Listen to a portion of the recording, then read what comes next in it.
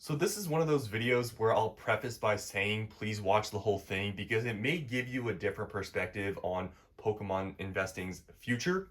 So I have made a previous video on my channel that is titled something like why Pokemon investing won't last forever. Now obviously me investing in a Pokemon now more heavily than ever, and back then I was still investing like somewhat heavily. I obviously still believed that Pokemon investing would have a future, but I was playing devil's advocate of what possibly could happen, what could go wrong. I'm playing, the other side because I've always been pretty bullish on Pokemon investing, obviously more now than ever. But in this video, I'm doing the complete opposite. I'm actually, gonna explain and talk about a more optimistic look on Pokemon investing's future and another perspective to think about. And like I said, I want to preface the whole thing by saying, watch the whole video because it really probably will change maybe your outlook on this investing space and how currently it's being looked at. So let's go back 3, 4 years ago, maybe 4 years ago. 4 years ago, we had the boom, the Sword and Shield boom. During that whole time period, everyone was inside. We all know this, right? What was happening during that time when things started to skyrocket in value? Investing. Money was being talked about way more than it used to, right? It happened. I started my investing channel sort of after Sword and Shield, started pretty much Scarlet and Violet. But at that time period in 2021, a lot more value, a lot more investing talk was being talked about, right? That was sort of the start.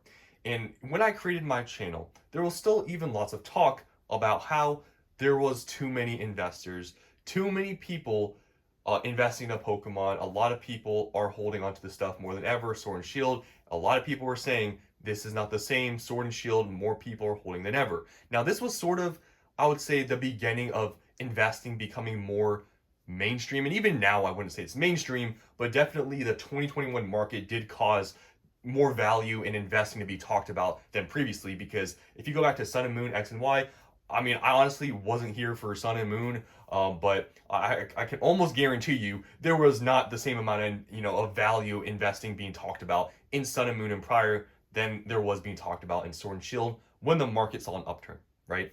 So I really truly believe that was sort of the start of investing becoming more talked about. YouTube space, more people making videos, was in 2021 because value was being talked about. Now, like I said, people had said that, oh, there's too many investors. That was being said. Not as much as obviously now, but it was a thing.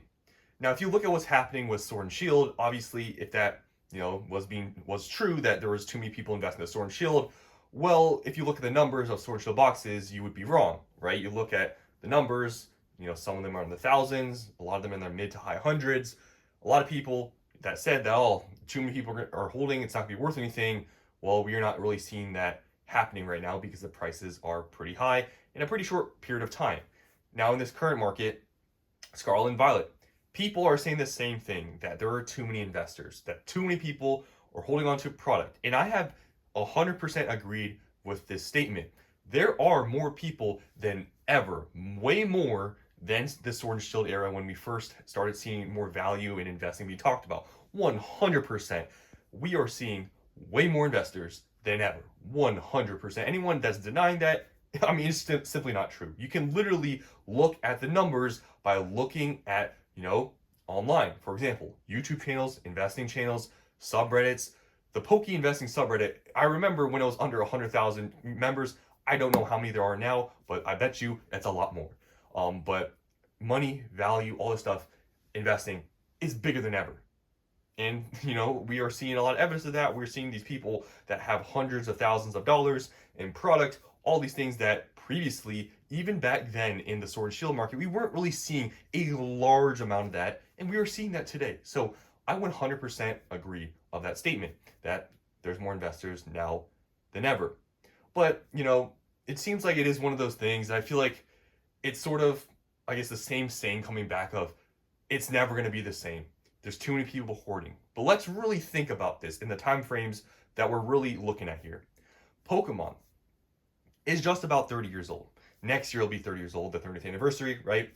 So it's going to be about 30 years old. And when investing became more mainstream, how long ago was that? Like I said, around 4 years ago during Sword and Shield. Now, obviously, it's way bigger than ever, about 4 years later. Now, if you really think about time frames of, investing really becoming more mainstream, it's only been around 4 years total since Sword and Shield, and now obviously it's getting bigger. But what is really a 4 year time frame? If we really think about other brands or other IPs, whatever you want to call them, like you look at Star Wars or any other, sort of thing like that, what is really 4 years of, investing being talked about, being sort of mainstream? In my mind, I really think about this sort of point, especially more now than ever in Scarlet and Violet, being sort of the turning point of possibly we are just in the inception of investing into Pokemon. Sort of, obviously investing has been a thing forever, but obviously it becoming more mainstream, more talked about because now, investing is more of a topic in the space. I feel like we are at the point where people that are saying that nothing's it's totally different now, too many people are holding. Think about, like I said, only 4 years ago this really started to become a thing. Think about what this space, obviously assuming Pokemon continues to be popular, it continues to grow. What is investing gonna look like in this community in 5 to 10 years from now? And this is the stuff that I thought about. Like, people that are saying it's never the same anymore. Too many people are hoarding. There's no way values and all these sorts of things are going to go up the same rate or whatever. You got to think about that. Like I said, 4 years. It's really only been 4 years from this investing space being more mainstream and talked about. If we think, okay, Pokemon is only around 30 years old, what is this space going to look like 5, 10, 20 years later? I bet you it's going to be exponentially bigger, like I said, assuming Pokemon still grows in popularity, because obviously that has to happen for, this, space, values to go up to work. It, demand still has to be there. So looking at this perspective of, okay, this investing space, it hasn't been a long time that this has really been a sort of thing, a niche in this space. There were a few people doing it back then in the day, but nowhere near to the point it is now, obviously. So when you really think about, it's only been about 4 years, 5 years, whatever you want to use, like 4 or 5 years around that time frame. I really see this as sort of the inception of investing becoming a more mainstream sort of niche thing. And I know it's sort of contradictory in this space. And that's where I see, like, okay, in 5 years from now, like I said, assuming Pokemon, is still strong and still like relevant, I think we're gonna look back at this time and be like, we really thought this was a lot of people in this investing space. And because I can really see it, now there's some people investing hundreds of thousands, maybe even millions of dollars that have never previously even invested or knew about Pokemon. That's happening right now. But imagine what's going to happen later if there's even more history, more popularity with Pokemon in the future. We're not that deep into the Pokemon, investing space that I believe, because I truly think that we are sort of at the beginning of this investing thing becoming more talked about. And that's how I've thought about things, because obviously, like I said, even in Sword and Shield, this same thing was being said that there's too many investors. It's never going to be expensive. The people are just going to dump the stuff. But I truly believe that if Pokemon popularity continues, there's going to be more and more investors. When we see, maybe when this whole boom ends, right, and we see another boom, there's going to probably be an exponential amount more of people investing when they see more value. You think about, okay, if right now people's kids, whatever, maybe they're, I don't know, whatever age range are, liking Pokemon now, maybe they're just getting into Pokemon. In 5, 10 years, whenever we maybe have another boom and they have money and they see the value, they're going to start investing. Think about this exponential, like, okay, we have people now that are adults that are investing in Pokemon. Their kids grow up, make some money, and start investing too. What is that going to look like? So I truly believe this investing space really has a runway to go.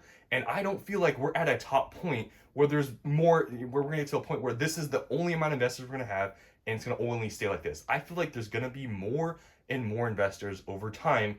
And I truly believe we are at the turning point where, in 5, 10 years, we might see an exponential amount of more investors. And what we see now as to be a lot of investors may look very small in comparison than what it may be in the future.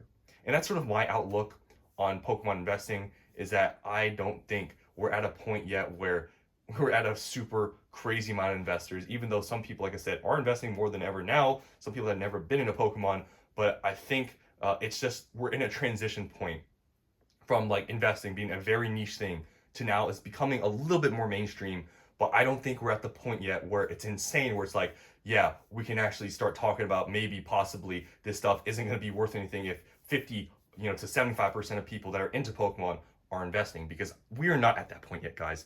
A lot of people simply just do collect. Maybe they keep a sealed product here and there for their collection, but the people that are doing this in the 6, 7, 8 figures is not as large as some people make it seem. But I do believe in the future it will continue to grow. People will find out about the space, but right now, as it is, I think we have a runway to go to. So that's all I wanted to talk about in this video, sort of an outlook on Pokemon investing in the future, of how right now it may seem like we are at the all-time high. It's never going to get bigger. Well, if Pokemon continues to grow, this investing space is going to continue to grow as well.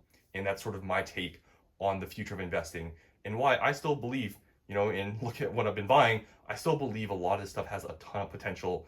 And people out there that are saying that this stuff is going to be worthless, I believe, I don't know what point we'll have to get to for that to actually be a valid argument, but this was said in Sword and Shield, and people are saying it again. And I feel like it's like a deja vu situation where people are saying none of this stuff is going to be worth anything. And I mean, we're already seeing evidence of that not being true, because we are seeing newly released product being very expensive. We are seeing product that's around 2 years old get very expensive. And if this theory was true, I feel like we would have already seen a market crash of everybody selling out. I feel like we would have seen that with Sword and Shield, but we are simply not seeing that, because Sword and Shield, a lot of those gains, 4 or 5x in, a few years, some of them even more than that.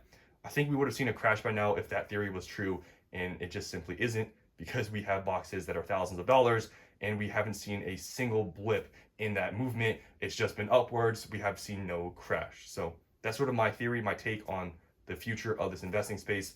I feel like it's going to continue to grow, and we are at a transition point in, sort of my opinion, of the beginning of what this space really is probably going to be like in the future, assuming Pokemon continues to grow. So that's all I have to say. Hope you guys enjoyed the video. You guys can leave down in the comments below, do you have a more optimistic look on this investing space, or do you think we are really at that point and this is different this time, or maybe there are too many investors, and maybe when the market sees a downturn, we're going to see a huge crash?